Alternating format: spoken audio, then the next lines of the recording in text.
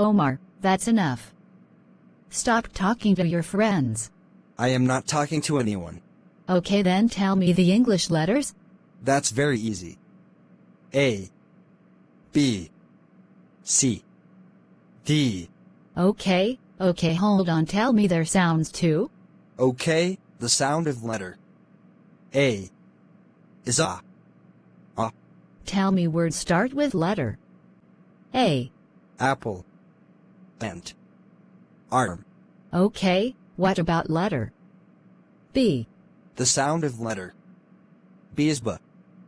B. The words start with letter B is Bag. Book. Ball.